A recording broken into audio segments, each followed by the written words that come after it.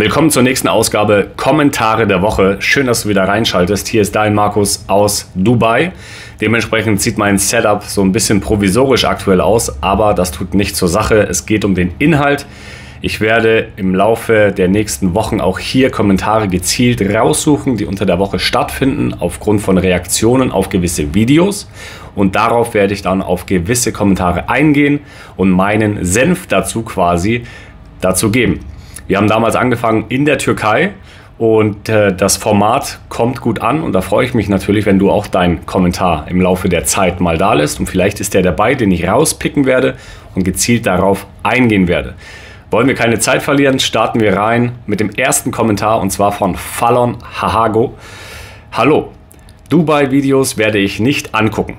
Das stößt gegen meine Menschenrechte-Verständnis.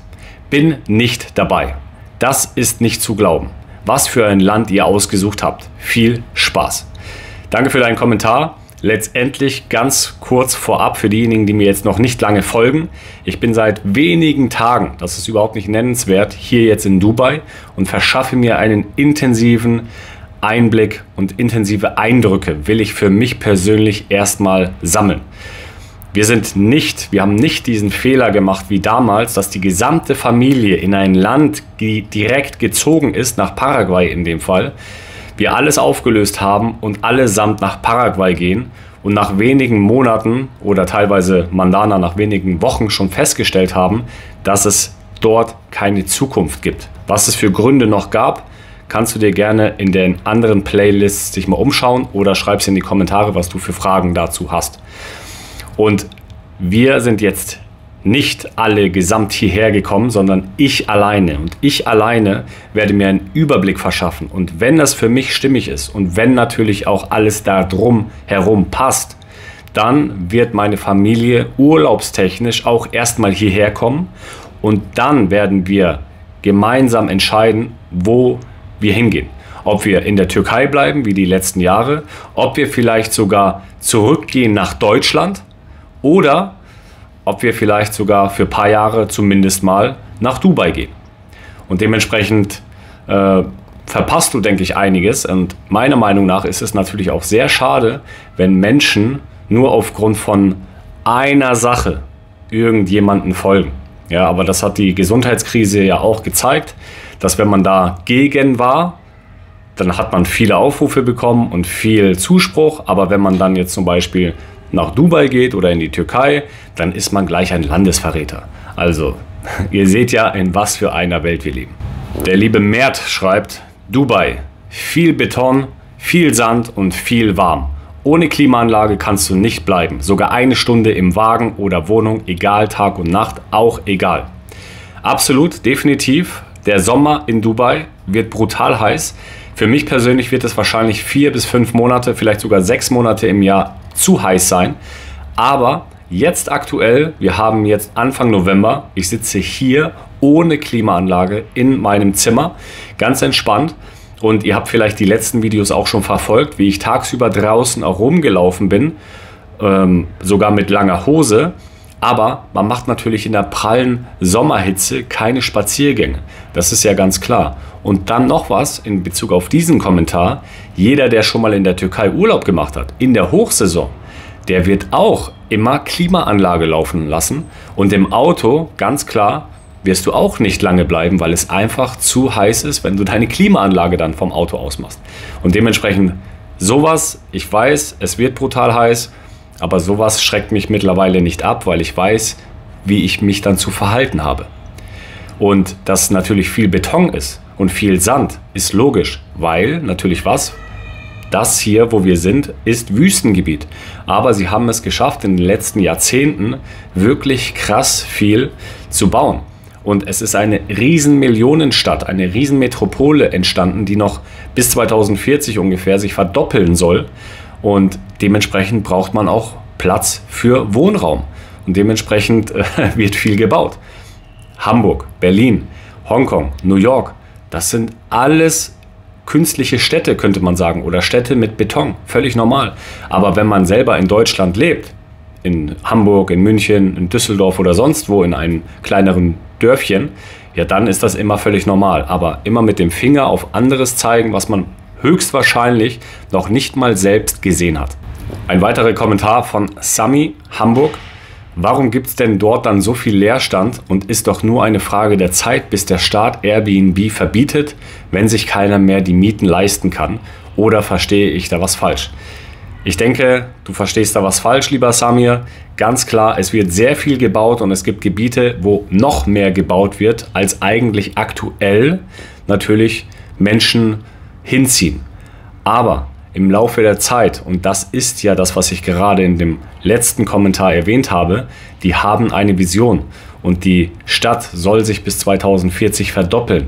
Das heißt, die Anzahl der Menschen von knapp 4 soll auf knapp 8 Millionen oder sogar 9 Millionen heranwachsen. Das bedeutet natürlich, die Menschen müssen irgendwo leben.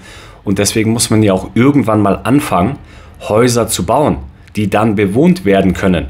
Wenn du ja erst deine Vision, wie unlogisch das ist, bis 2040 diese Zahl erreicht haben willst und 2038 erst anfängst zu bauen, dann wird das hinten und vorne nicht passen, weil es kommen ja nicht auf einmal 4 Millionen Menschen.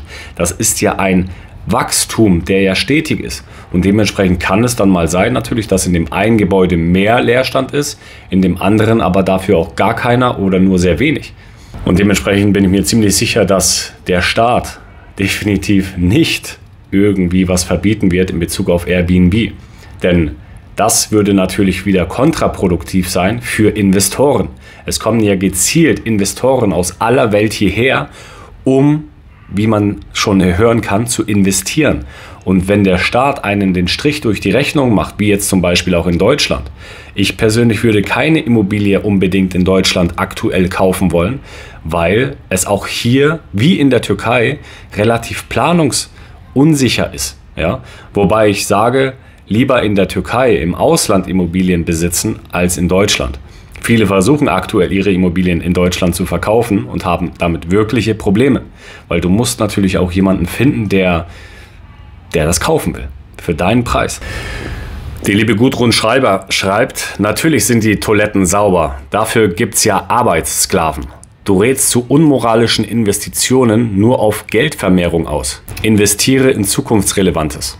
Liebe Gudrun, vielen Dank für deinen Kommentar. Die Toiletten sind definitiv sauber. Ich war gestern in der Dubai Mall das erste Mal und ich kann nur eins sagen, vermutlich kein Hotel in Deutschland wird so saubere Hotels haben wie dort in dieser Mall. Also wirklich krass. Und natürlich ist es so, dass Menschen dieses gesamte System am Laufen halten müssen. Das ist doch ganz klar. Aber wenn du sagst, Arbeitssklaven, ganz ehrlich, was bist du denn selber, auch in Deutschland? Was sind denn die Menschen allgemein, die in Deutschland arbeiten?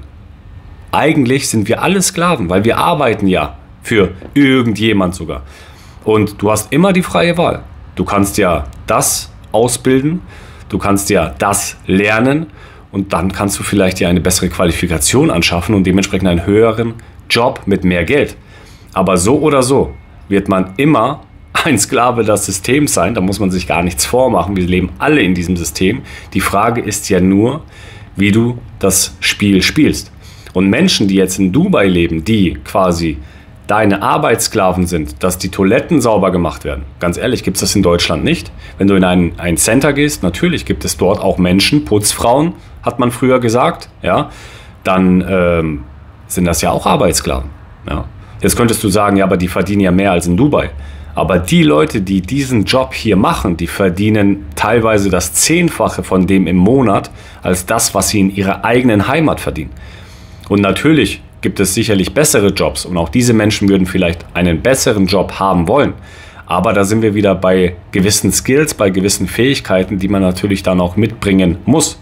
Es gibt sicherlich viele Bangladeschis, vor allen Dingen auch Inder, Filipinos oder sonst wie, die extreme Qualifikationen haben, die sich im IT extrem gut auskennen, besser als viele in Europa. Die haben dann natürlich einen anderen Job und dementsprechend eine andere Bezahlung. Also das kann man nicht einfach nur über den Kamm scheren. Zum Abschluss des Videos möchte ich einen Kommentar von Mandana vorlesen, meiner Frau, die auch in der Auswanderergruppe in der Türkei quasi ist. Und das ist unser Kanal und dazu wird sie jetzt was sagen. Ich lese das einmal vor. Danke, Schatz, für diesen Kommentar. Also, ihr Lieben, Wir haben diesen Kanal hier ins Leben gerufen, damit sich Gleichgesinnte finden und austauschen können. Dadurch, dass Markus schon seit einigen Jahren eine große Community auf Instagram hat, ist uns diese Idee gekommen. Wir haben Social Media bereits in Deutschland schon betrieben, damals ohne Auswandererpläne. So wie es sich im Leben meist ergibt, haben wir aus einigen Gründen unseren Standort geändert und somit auch viele Erfahrungen sammeln können. Einige, die uns schon lange kennen, wissen das. Ursprünglich war unser Ziel auch nicht die Türkei, sondern Paraguay. Dort haben wir nach sehr kurzer Zeit festgestellt, dass es langfristig für uns, 2 Kinder plus Hund, meiner Mama, zum Leben nichts ist. Somit ging die Reise spontan weiter in die Türkei. Nun sind wir seit 4 Jahren hier. Sehr viele Menschen haben unsere Erfahrungen und Eindrücke, die wir geteilt haben, geholfen und inspiriert. Diesen Kanal und auch weitere Kanäle von uns werden wir natürlich weiterhin nutzen, um unsere Erfahrungen im Allgemeinen mit euch zu teilen. Wir nutzen diesen Kanal auch gelegentlich für unsere Eigenmarke, die wir seit 2017 mit viel Liebe ins Leben gerufen haben. iTransform, übrigens dazu, ganz ehrlich, darf sich überhaupt gar keiner beschweren, weil wir da viel zu wenig Werbung sogar machen. Vor allem in so einer Auswanderergruppe in Bezug auf die Türkei. Das Leben soll gelebt werden und jeder tut es nach seinen Impulsen. Das Leben ist Veränderung. Mal eine kurze Zusammenfassung von uns. Vielen Dank, Mandana, für deinen Kommentar, für deine Worte. Und das ist genau das, was ich meine. Das ist unser Kanal und jeder darf natürlich dazu seine Meinung auch dazu beitragen. Allerdings, wir können posten, was wir möchten. Und wenn du Probleme hast zum Beispiel mit so einem Kanal, dann musst du nicht in so einem Kanal beitreten, in so einer Gruppe sein, oder du kannst ja auch ganz entspannt einfach kein Video dann mehr angucken. Ich freue mich aber natürlich, dass du bis hierher geschaut hast, und wenn dir so ein Video gefallen hat oder auch nicht, kannst du einen Daumen nach oben oder nach unten da lassen. Mach wie du willst, wir sind hier ganz transparent und du kannst auch dein Abo da lassen oder auch deabonnieren, wie du das möchtest. Da zwinge ich niemanden dazu. Ich freue mich einfach nur, wenn ich mit meinen Videos einfach mehr Einblicke zeigen kann, und wenn ich 1000 Menschen erreiche und das Leben Impulse gebe für einen, für 2 Familien eventuell, die daraufhin ihr Leben verbessern können, dann ist mein Auftrag in dem Fall getan. Und das ist das, was mich motiviert, weiterzumachen. Weil auch wenn viel negativ berichtet wird in den Kommentaren in so einer Gruppe, was soll das jetzt mit Dubai in einer Türkei-Auswanderergruppe, bliblablub, ja, dann weiß ich aber, dass ich trotzdem Leute erreichen werde, die genau das sehen wollen. Und für die genau das die richtige Unterstützung und Hilfe ist. Und dementsprechend werde ich in Zukunft aber allerdings auch eine Auswanderergruppe für Dubai erstellen, wenn es soweit sein sollte. Dementsprechend bleib gesund, bleib munter. Ich wünsche dir weiterhin alles Gute. Wenn du deine Gesundheit weiterhin fördern möchtest, das ist jetzt hier mal Eigenwerbung, kannst du dir einfach in der Videobeschreibung verschiedene Links mal anschauen. Wenn du auf der Suche bist nach hochwertigen Nahrungsergänzungsmitteln, schau dich gerne bei uns um, bei itransform.de. Link ist in der Videobeschreibung und schau dich dort um. Wenn du Fragen hast zu diesem Video, zu Dubai, zu Nahrungsergänzungsmitteln, zu mehr Gesundheit und vieles mehr, schreib es in die Kommentare oder nimm direkt Kontakt auf mit mir. Ich freue mich. Bleib gesund und munter, dein Markus aus Dubai.